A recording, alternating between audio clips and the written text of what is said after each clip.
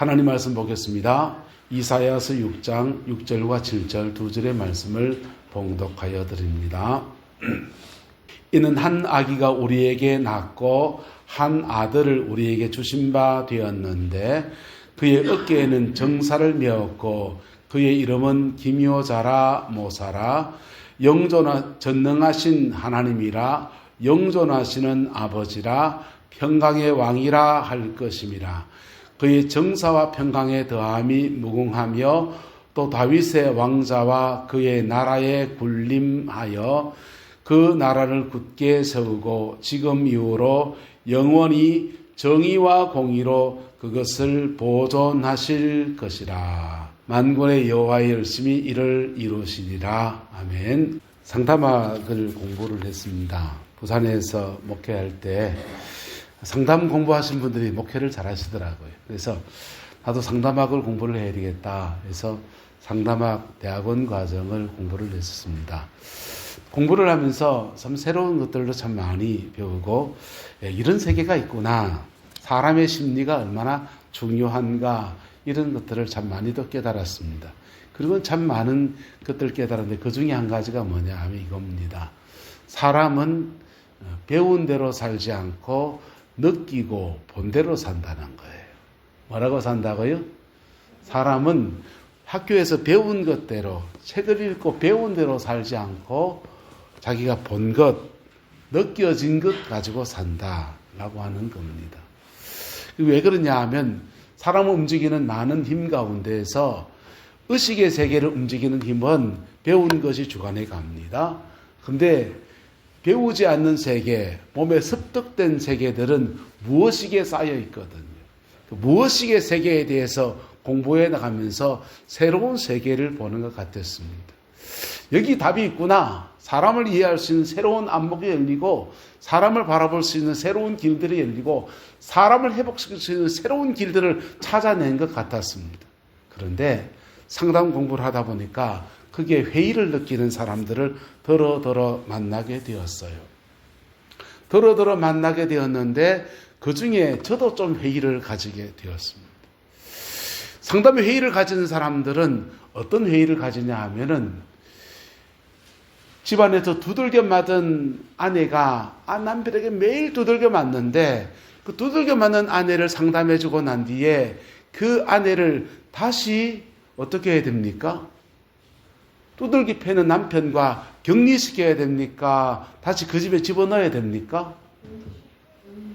격리시켜줘야 되는데 상담은 아이고 아프셨군요. 그렇게 사는데 힘들었군요. 사람과 마음을 동해주고 한 마음을 가져주는 건 너무 귀한 건데 결론에 가서는 다른 대책이 안 나오는 거예요. 그 남편과 격리시켜주는 문제는 복지의 문제로 가야 됩니다. 그래서 상담하는 친구들 중에서 어떤 친구는 복지로 가버리는 거예요. 사회복지다 이러면서 사회복지로 뛰어가 버리더라고요.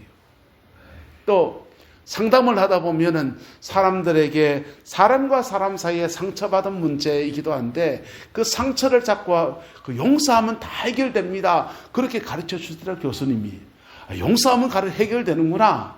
그런데 그 용서가 쉽습니까? 어렵습니까? 용서가 쉽지 않아요. 근데 용서하지 못하게 하는 어둠의 영들이 있고 그렇게 괴롭히는 악한 영들이 있다는 것들을 깨닫기 시작하는 거예요. 그래서 저는 상담 공부하다가 귀신 쫓아내는 사역으로 바뀌어버렸어요. 왜냐하면 상담하다 보니까 어둠의 영이 나오더라고요. 악한 영이 나오더라고. 영이 나오니까 목사니까 예수님은 떠나가라 하니까 안 떠나가니까 이거 어떻게 하면 쫓아낼 수 있는가 그 배우러 다니다 보니까 귀신 쫓아내는 사역으로 바뀌었습니다. 자, 우리가 살고 있는 모든 삶의 자리 안에는 이렇게 우리가 가지고 있는 지식의 한계들을 우리는 너무나 많이 복원하고 우리가 알고 있는 권위의 한계들도 참 많이 느끼기도 하고 그렇습니다. 그럴 때마다 정말 예수님은 정말 최고의 분이라는 것을 깨닫게 되는데요. 오늘 예수님의 이름을 이사야 선지자는 별명처럼 몇 가지로 말해 줍니다. 네 가지 정도로 이야기해 주는데요. 우리가 사람에게 이름을 지을 때는, 부모가 이름을 지을 때는 이렇게 살아라 하는 뜻으로 이름을 짓습니다. 근데 사람들이 그 사람에게 별명을 붙일 때는 그 사람의 성격이나 인물이나 성품이나 하는 행동 양식을 가지고서 별칭을 붙여주지 않습니까? 근데 예수님에 대해서 이사야 선지자는 네 가지 별칭을 붙여서 이야기해 주고 있어요. 네 가지 별칭 안에서 우리를 사랑하시는 하나님의 사랑이 함께하는 줄 믿습니다. 이 사랑 안에서 예수님 제대로 만나고 여러분의 인생에 새롭게 세워지는 은혜가 있게 되기를 예수님의 이름으로 축복합니다. 첫 번째 예수님의 별칭은 기묘자라 모사라 이렇게 했습니다. 자, 그의 이름은 기묘자라 모사라 이랬는데 사실 이게 붙은 문장이에요. 기묘한 모사라 이런 뜻입니다. 기묘한 모사, 모사란 말은 지혜자란 말도 되고요, 상담자란 말도 되는데 아주 기묘한 상담자라 이런 뜻이 됩니다. 제가 아까 상담을 얘기했지만은 상담을 공부를 해보니까 그 상담에 한계가 있고 그 상담이 정말 인생의 문제를 이해하고 극복하는데 어떤 부분에 도움이 되기도 하지만 결정적인 데 가서는 도움이 되지 않는 그런 문제가 있는 것. 근데 예수님이 우리를 상담하시면 그분의 상담은 기묘한 모사라, 할렐루야. 기묘한 상담가라, 영어로는 원더풀 카운셀러, 할렐루야. 왜 예수님이 원더풀 카운셀러입니까? 그분은 하나님 그 자체이신 분이거든. 그래서 그분은 우리가 우리 문제를 주님 앞에 토해 놓으면 우리 문제를 덜어줄 뿐 아니라 우리 문제를 실제로 해결할 수 있는 분이시고요. 우리 아픔에 깊이 공감하며 다가오시는 은혜의 하나님이시고요. 할렐루야. 그 은혜의 역사가 저와 여러분과 함께하게 되기를 예수님의 이름으로 축복합니다. 그래서 주님 앞에 자신의 마음을 상담자에게 토해내듯이 여러분 이렇게 돈 내고 상담을 안 해보셨을 테니까 옛날 우물가에 가서 남편 욕도 하고 시어머니 욕도 하고 모두 욕도 하는데 그 옆에서 뚜닥뚜닥 떠대면서 아이고 그랬나 신입살이 고대제 이런 얘기 저런 얘기 하면서 잘 받아주는 사람이 상담가들이에요. 그런 상담을 잘 해줄 뿐 아니라 그 문제 속에서 극복할 수 있는 은혜와 능력과 길과 지혜와 새로운 길을 열어가시는 놀라운 은총의 하나님이십니다. 그 은혜 역사가 저와 여러분의 가정 안에 함께하게 되기를 예수님의 이름으로 축복합니다. 우리는 그 문제를 들어주는 사람이 있고 그 문제를 가지고 해결해주는 해결책을 동원하는 사람이 다 달라요. 물에 빠진 사람을 건져 놓는 사람이 필요하고요. 건져 놓은 그 사람 잃어버린 보따리를 챙겨준 사람도 필요합니까? 안 필요합니까? 우리 옛말에 물에 빠진 사람 건져 놓으면 뭐 내놓으라 그런다? 보따리도 내놓으라 그런다. 여러분 보세요. 물에 빠진 사람은 우선 살아야 되니까 건져내줄 사람 필요하지만 건져놓고 나면요. 그 보따리가 뭡니까? 밥 먹고 살 직장이고요. 예. 들어가 살아야 될 집이고요. 예. 그렇지 않습니까? 장가가야 될 사람에게는 아내의 문제이고요. 시집가야 될 자매에게는 남편의 문제이고요. 자식을 키우는 엄마에게는 아이들 공부시키는 문제이고요. 오늘 뭐 먹을까의 문제들입니다. 인생 수많은 보따리들이 우리에게 존재하는데 예수님은 물에 빠진 사람 건져 놓으시고 건져 놓고 난 뒤에 그 인생 보따리도 차근차근 챙겨주시는 좋으신 하나님이십니다. 할렐루야. 그 은혜의 하나님이 저와 여러분과 함께 하시는 주님이세요. 그분을 만나고 그분의 은혜 아래서 새롭게 세워지는 여러분의 남은 인생 되기를 예수님의 이름으로 축복합니다. 인생에 큰 어려움을 만났는데 그것을 해결하지 못한 사람들 속에는 한이라는 것이 가득 차 있습니다.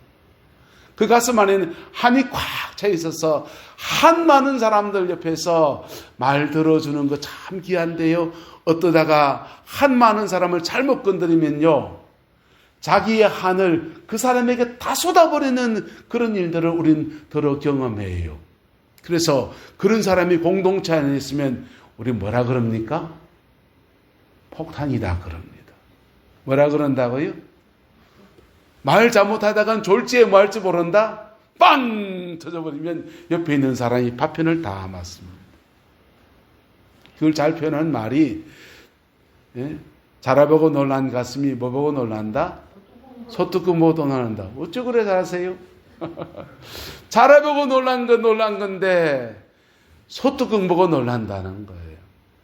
근데요, 예수님 앞에 우리의 마음을 다 토여놓으면 주님은 우리 마음의 무거운 인생 보따리를 다 들어주는 상담가일 뿐 아니라, 경청해주는 상담가일 뿐 아니라 우리 인생의 보따리를 차근차근 챙겨주시고 준비해 가시는 놀라운 전능하신 하나님, 그래서 기묘한 상담가라는 겁니다. 할렐루야. 그 은혜의 하나님이 저와 여러분과 함께하고 계십니다. 서울에서 부목사 할 때였습니다.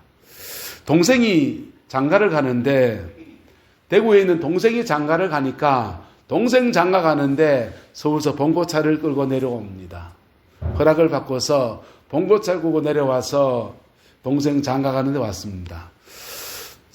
교회 사역을 마치고 늦게 봉고차를 끌고 내려오니까 저는 밤새 운전해 오느라고 정신이 없었고 우리 아내는 뒤에서 잠을 자는 겁니다. 이 12월 달쯤 됐는가 할 땐 좀 추웠습니다. 봉고차 안에서 막 흔들리는 차 안에서 쪽잠을 자놓으니까 아침에 도착해 보니까 집사람 목이 이래 돼 있습니다. 목이 뻣뻣해진 겁니다. 동생이 결혼하니까 집안 어르신들이 집안에 다 모여드는데 아침에 집사람이 일어나자마자 정형외과 병원에 먼저 갑디다. 그리고는 주사, 병원에 가 진통제 주사를 꽝꽝 2댕간 맞고 왔어요.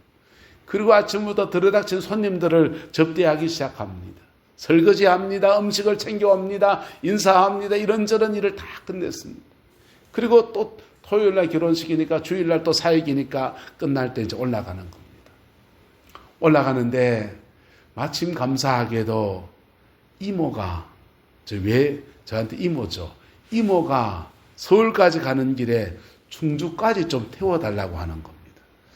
충주까지 타고 가는 동안에 우리 아내가 아무 말도 하지 않습니다. 입고 땀을 가만히 있어요. 충주에서 이모를 내려주고부터 그때부터 이제 입술이 열리기 시작합니다. 입술이 열리기 시작하는데 제가 운전하면서 뭐라 그래야 됩니까? 저 상담 공부했다니까요. 네. 여보, 너무 고생했다. 어째 그럴 수 있냐 우리 누나는 말이야. 좀 설거지 좀 거들어주지. 링거 맞고 지금 주사 2대 맞고서 일하는데 형수는 뭐 하나 하면서 막 같이 이제 이빨로 씹는 겁니다. 오징어 이까 수름에 씹듯이. 막 씹는데 그 얘기 계속 해가는데 충주에서부터 서울까지 계속 가는데 제가 상담 공부했다니까요. 오늘은 끝까지 들어줘야지 결심을 하고서 그걸 들어주고 있습니다. 이렇게 들어주고 저렇게 들어주는데 끝이 안 나요. 서울에 다 왔습니다. 서울 동서울 톨게이트에 차를 이제 지나가면서 제가 이제 정리를 좀 해야 돼. 슬슬 정리해야 되잖아요. 이제 5분 뒤면 집에 가는데 막 고마지 이렇게 했는데 계속 이제 아내의 한이 안 풀어지는 거. 속상하게 안 풀어지는 거. 계속 얘기합니다. 듣다가 제가 한마디 했습니다. 당신 사모 아이가 이 한마디 했습니다. 그 말에 졸지에 이제 화살이 어디로 날아오겠습니까? 당신도 말이야! 이러면서 저한테 화살이 나오는 겁니다. 그래서 그때부터 부부싸움이 시작됐습니다. 차 안에서 투닥투닥 남편과 아내가 다투기 시작합니다. 상담 공부한 목사의 상담학 석사과정 공부한 사람이 들어주다가 싸움이 펼쳐진 겁니다. 그리고는 집에까지 가는 과정에 계속 싸우는 거예요. 계속 싸우는데 저도 화도 안 풀리고 아내도 화가 안 풀립니다.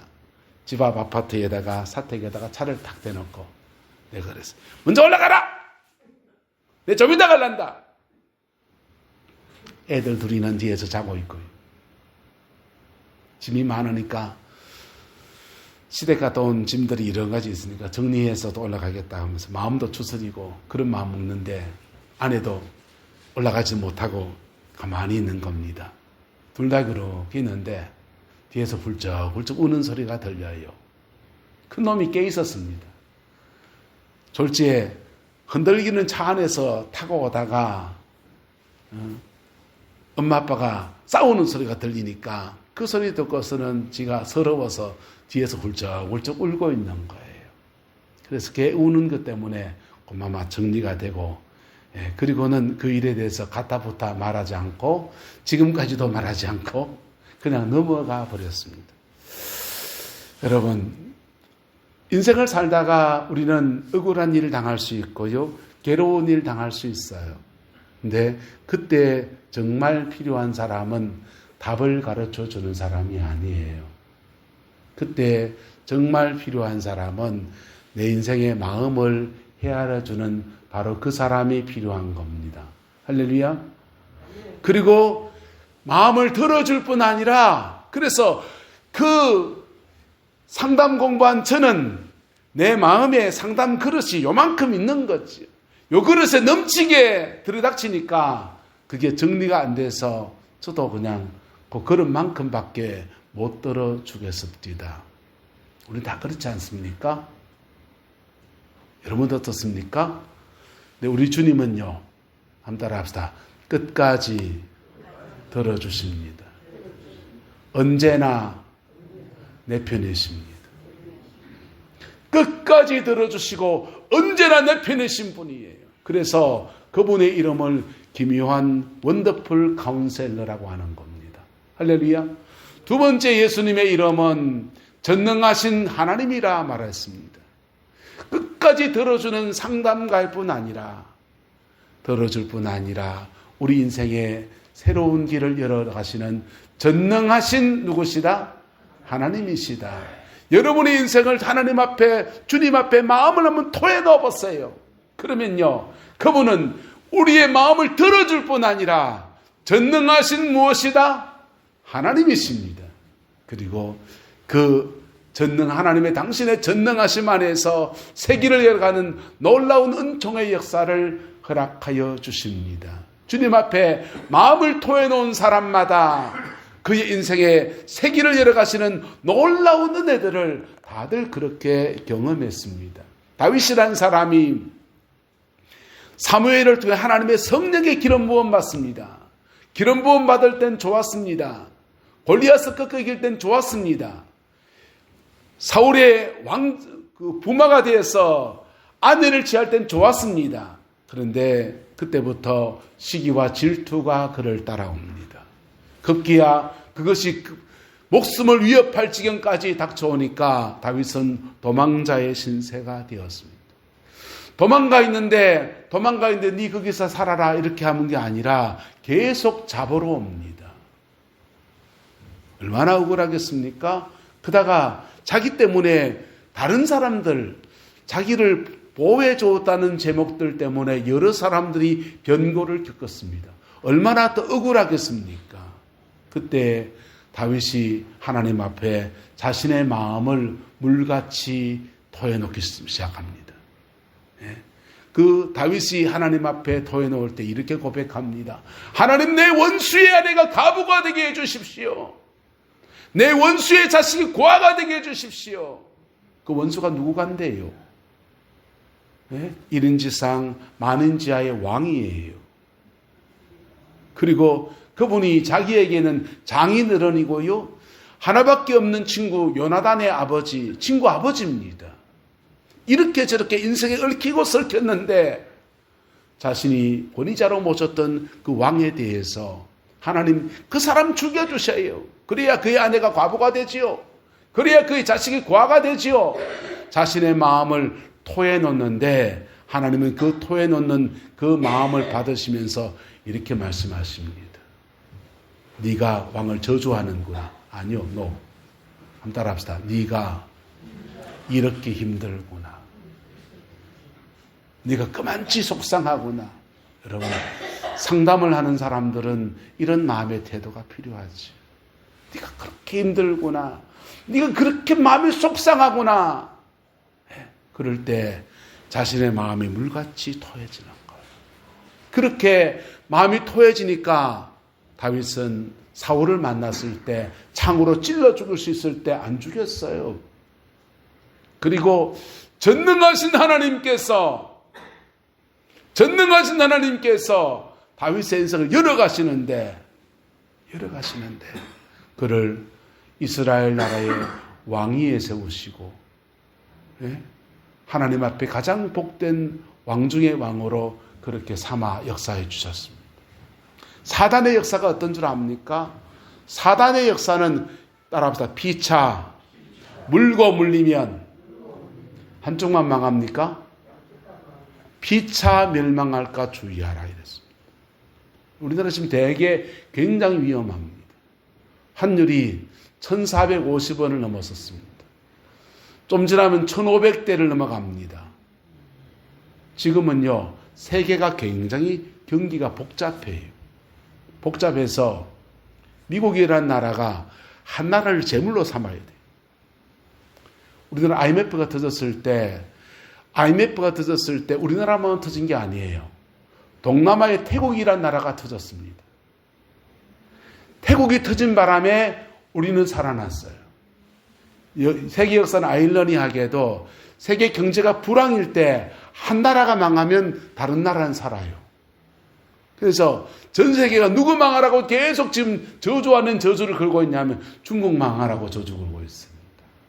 중국이 망하면 딴 나라가 다 산다라고 생각하고 있었어요. 근데 그 불똥이 지금 누구한테 들 수 있습니까?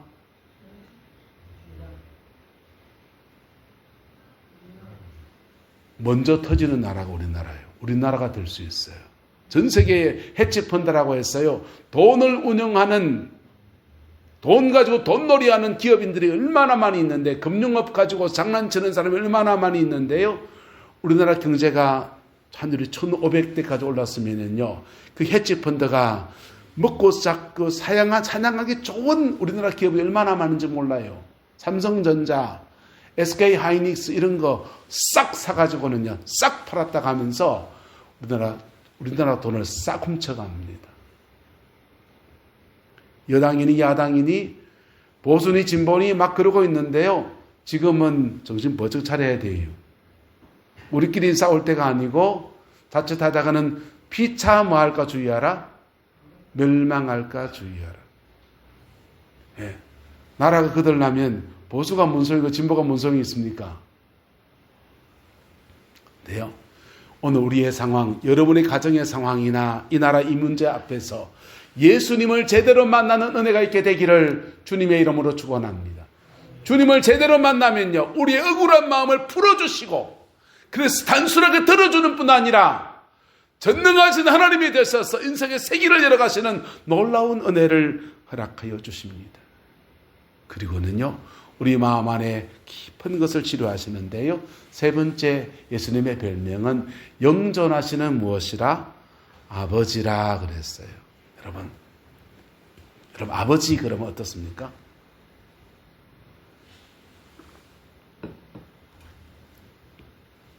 요즘 애들은 모르겠습니다. 제가 교육 준수할 때 중등부 고등부 애들한테 막 지도하다 보면 주기도문을 마치잖아요. 하늘에 계신 우리 아버지 하면 입이 삐쭉 나온 애들이 많았습니다. 아버지 하기 싫다는 것. 아버지는, 우리나라 대부분 아버지는요, 두들기 패기죠. 술 먹고는 애 태워놓고 밤새도록 주저리 그러고. 아버지 이미지가 부정적이에요. 요즘은 많이 달라졌습니다. 요즘 아버지들은 놀러도 많이 가주시고, 겨울철엔 스키장 가고, 여름철엔 놀이공원 가고요. 좋은 데 다 구경시키고, 코스트코 가서 맛있는 거 사서 고기 구워주고, 캠핑 분위기 만들고. 요즘 아버지는 좀 그래요? 옛날 아버지도 어떻습니까? 굉장히 엄한 아버지 상들이 많았고요. 아버지들은 늘 술 드시고는 그냥 막 그런. 그렇게 아버지 문제가 심각했습니다. 한국인들에게 정말 치유받아야 될 영역 중에 하나가 아버지 치료예요. 무슨 치료요? 아버지 치료. 자기 아버지로부터 받은 상처를 치료받아야 돼. 그런데요, 예수님을 제대로 만나면 그분은 영존하시는 무엇이라? 아버지시라. 할렐루야. 그분은 진정한 아버지가 어떤 분인지를 보여준다는 것입니다. 진정한 아버지 어떤 분이십니까? 우리 인생에 앞서 나가시고요, 길을 헤쳐나가고요, 아버지로서 그 인생을 열어가는, 자녀의 앞길을 열어가는 그 모든 아버지의 순기능들을 다 보여주시는 분이 바로 예수님이라는 것입니다. 그렇게 해서 그분은 우리의 삶의 평강의 왕으로 오십니다. 할렐루야. 여러분의 가정과 삶에 이 예수님이 함께하는 은혜가 있게 되기를 주님의 이름으로 축복합니다. 이렇게 주님을 모시면 다윗의 왕자에 앉아서 그 나라에 군림하여 그 나라를 굳게 세우고 지금 이후로 영원토록 정의와 공의로 그것을 보존하실 것이다. 만군의 여호와의 열심히 이것을 이루시리라 했습니다. 이것을 이루러 오신 분이 바로 예수님이십니다. 그래서 예수님을 모신 가정에는 이런 은혜가 풀어지는 겁니다. 예수님 모신 가정에는 이런 축복이 이루어지는 거예요. 예수님 모신 가정에는 죄를 지은 가해자는 회개하고 그 죄 때문에 상처받은 사람 용서하고 둘이 만나면 화해하면서 화목이 이루어지고 회복의 역사가 이루어지는 겁니다. 할렐루야. 이 은혜와 축복이 여러분의 가정에 함께하게 되기를 예수님의 이름으로 축원합니다. 근데 문제는 뭐냐? 우리가 예수님을 제대로 만나지 못했다는 겁니다. 예수님을 제대로 깊이 있게 만나지 못했다는 거예요. 그러니까 예수를 설 만나 놓으니까 설 만난 예수님의 신앙 안에서 내 구원도 흔들흔들, 내가 죽으면 천당 갈 수 있을까 없을까, 죽어봐야 알지, 천국 있나 없나 이런 고민도 하고요, 저분은 천당 갈까 말까 고민도 되고요, 그리고 세상 속에 빛으로 소금으로 살아가야 될 삶의 모습은 없고요, 뭘 제대로 못 만나서? 예수님 제대로 못 만났어. 예수님 제대로 만나면요, 그분은 우리의 죄를 짊어지셨습니다. 그분은 우리의 모든 상처를 짊어지셨습니다. 그분은 우리의 모든 질병도 짊어졌습니다. 예. 그분은요, 빨가벗고 수치를 당하셔서 우리를 의의 옷을 입히시는 분이십니다. 그분은 하나님의 아들이신데 죽임을 당하시고 우리를 하나님의 자녀로 삼으시는 놀라운 하나님이십니다. 그분은 부유하신 자이신데 우리를 위해 가난하게 되셔서 그의 가난의 지심으로 말미암아 우리를 부욕해 하시는 분이십니다. 할렐루야. 그 예수 제대로 만난 은혜가 있게 되기를 주님의 이름으로 축복합니다. 어떻게 제대로 만납니까? 어떻게 제대로 만납니까? 다른 거 없어요. 그분 앞에 정직해지셔야 됩니다. 주님이 나의 죄를 위해 죽으셨고 나의 의를 위해 살아나셨던 이 단순한 진리 앞에 정직함을 가지고 나가는 거예요. 주여, 나는 이런 죄인입니다. 난 인생살이 이런 상처들 속에 살았습니다. 이것을 단순하게 고백해서 이건호 목사님이 가르친 기도문이 있습니다. 한 따라 해봅시다. 죄가 있으면 기억나게 하시고 상처가 있으면 떠오르게 해주세요. 죄가 있으면 죄가 기억나면 회개하시고요. 상처가 떠오르면 그 상처, 인생살이 고달팠던 것들을 주님 앞에 물같이 토해놓으면서 차근 말하세요. 그럴 때 그분은 위대한 상담가가 되시고 전능하신 하나님이 되시고 영존하신 아버지가 되셔서 우리의 삶을 만져주시고 우리의 저와 여러분의 삶의 자리 안에 다시 하나님의 평강을 부어주는 은혜를 베풀어 주십니다. 여러분, 끝으로 이거 한번 해봤으면 좋겠습니다. CCC를 창설했던 김중호 목사님이 백문일답이라는 답을 했어요.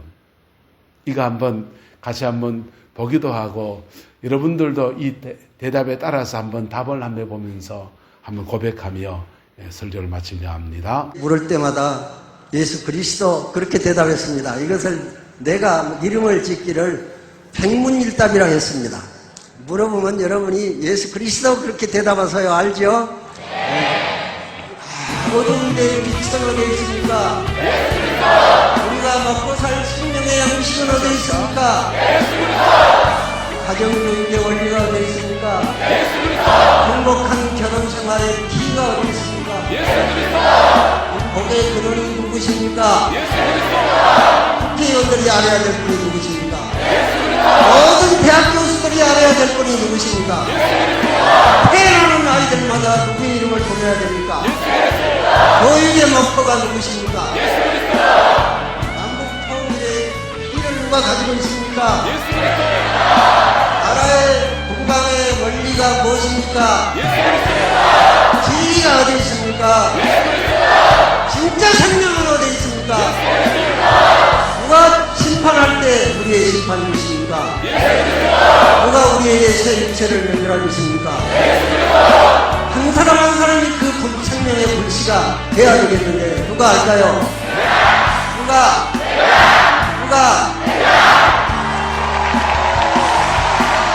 여러분, 인생의 답은 예수님에게 있습니다. 예수님을 깊이 만나고 그 은혜 안에서 여러분의 남은 인생에 열매 맺는 생이 되기를 주님의 이름으로 축복합니다. 기도하겠습니다. 좋으신 아버지 하나님, 주님의 은혜와 사랑을 감사합니다. 아버지의 자비하심 안에서 넉넉한 승리와 이김의 생이 되어지게 축복하여 주시고, 우리 내남제일교회 하나님의 은혜 아래 복되게 세워지게 날마다 주장하여 주시며, 예수님 깊이 만나고 예수 앞에 세워지는 우리의 남은 인생 되게 하나님 역사해 주옵소서. 지금은 우리 구주 예수 그리스도의 은혜와 우리 하나님의 그 크신 사랑과 성령 하나님의 내주 교통 역사, 충만하신 역사가 오늘 우리 인생의 모든 문제를 고치고 회복시키시고 치료하러 오신 예수님을 나의 구주, 나의 하나님으로, 내 인생의 동반자로 믿음으로 고백하며 나가는 우리 내남제일의 모든 성도들 위에, 가정과 삶의 모든 자리들 위에, 인생의 문제들 위에 지금부터 영원토록 함께 계시기를 간절히 축원하옵나이다.